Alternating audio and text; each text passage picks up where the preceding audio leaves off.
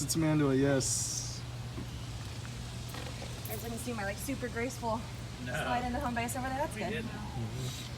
So we have our squirrel monkeys and our Tamandua on this side. So this group of squirrel monkeys is 3 males, and they're not all brothers, but they are all related. And then that fuzzy, funny-looking thing walking around down there is Lucho, and he is our Tamandua.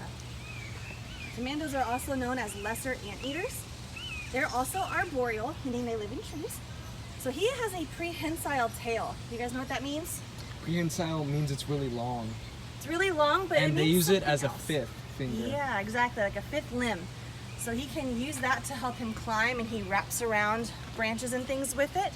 And he'll actually be able to hang upside down from it if he wants to. He doesn't do it for very long, but usually he's used it as an extra arm to help stabilize him when he's climbing and moving around. So he's climbing up our thing up there. He's gonna check out our enrichment from earlier.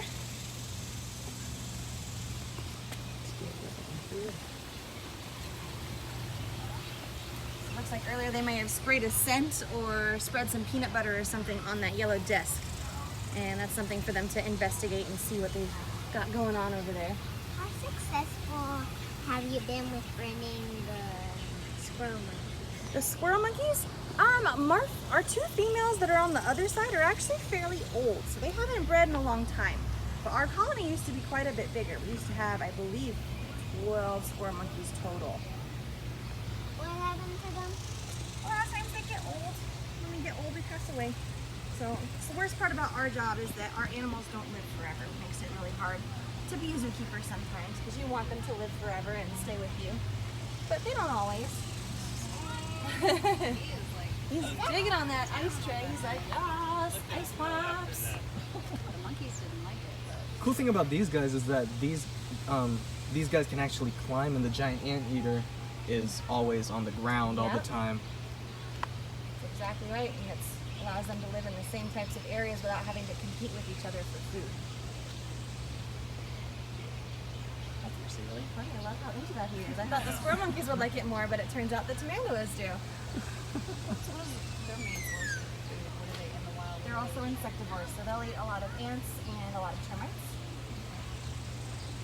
So there's different types of ant species that colonize trees, and then these guys will go after those, whereas the giant anteaters typically tear apart the giant termite mounds that are on the forest floor. So with having only 6 squirrel monkeys, you probably haven't had that many like babies. Not in a long time now. Our ladies are getting pretty old.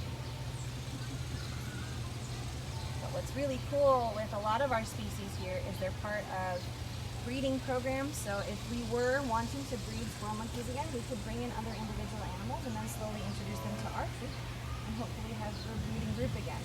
But right now they're doing really well, so we're not going to change up their social dynamic at this point in time.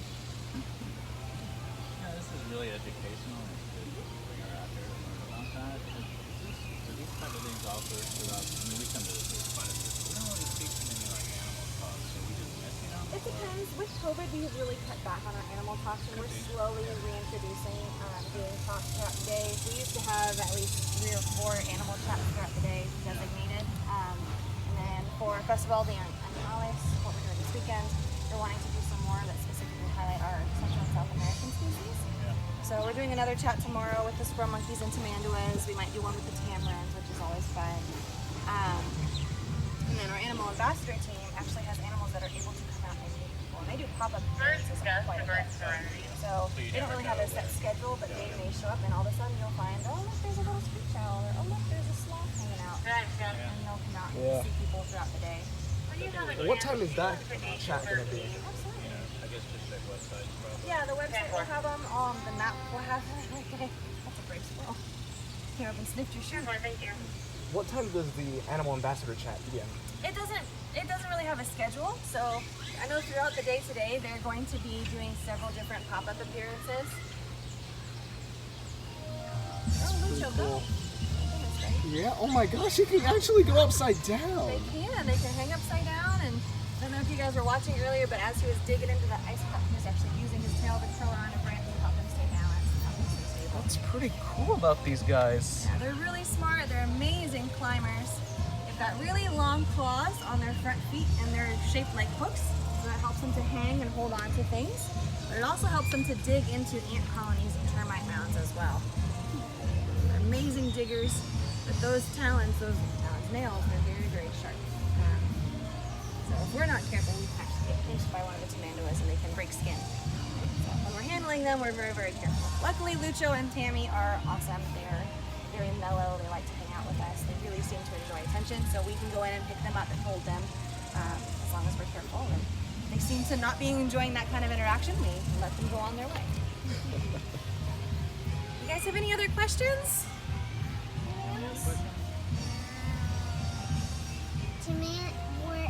Tamanduas, do they like what? They live in South America, right? They live in South America. Yep, they're usually found in rainforests. So they would live in like Brazil or something. They're found in the big South American rainforest down there. I do have a question like with armadillos. Like in the wild here, do they carry like diseases and things like that? Or? So there's actually a myth that armadillos carry leprosy. They can. However, their body temperature is really too low to carry very many other diseases. So leprosy is really the only thing they can carry, and they can't pass it to humans.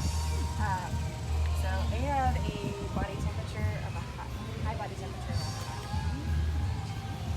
that's too low for a lot of the diseases or germs that they get in our body. So you don't get sick very often, which is really kind of cool.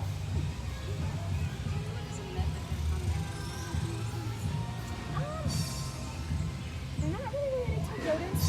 They can be considered a pest species because a lot of ranches and stuff find them digging in their garden or in their pastures, which is kind of a pain.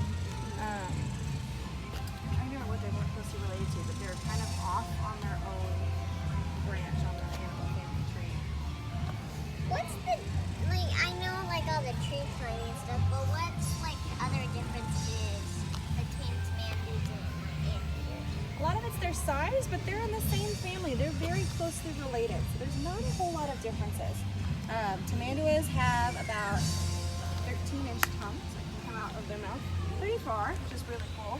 And then giant anteaters, their tongue, I forget how many inches it is, but it's really, really long. And the back of their tongue muscle is actually attached to their hip bone, which allows them to flex it that far out. It's very, very powerful, which is crazy. They also have a very sticky tongue.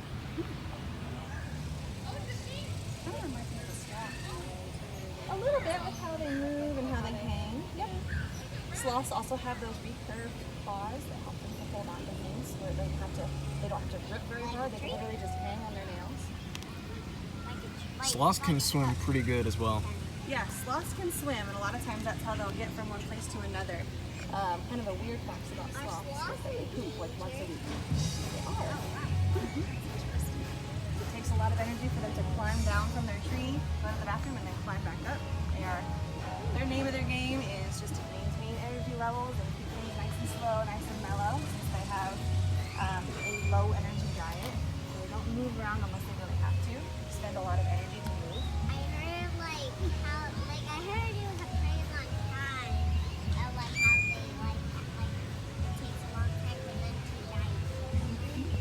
It is. So we have one sloth here, and he's on our animal ambassador team. He only poops about once a week. Like you. Yep. It's one of those things I'm like, you're a plant eater. You should not. That's The animal ambassador team may have a sloth. Yeah. I wonder what he's eating, but They may have a sloth in the pop-up appearances. Maybe. the leaves from like a sloth, like the leaves that you eat.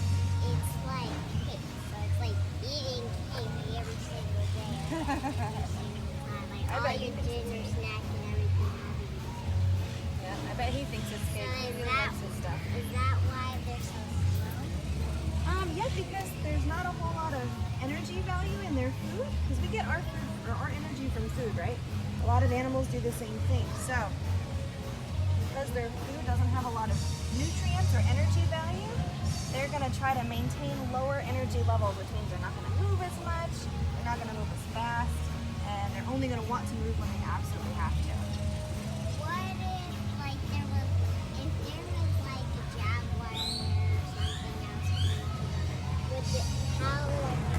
they just get him instantly?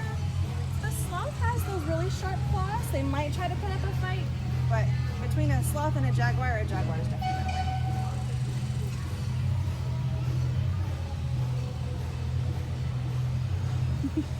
She's like, open the door and let me back in my AC. Yes, I know. I was gonna say they're like, come on. Yeah, open the door. So all of our squirrel monkeys on this side are hanging out behind the tree where it's nice and shady. That was interesting. I'm glad we waited, right? Yeah, thank you guys for waiting. Sorry it took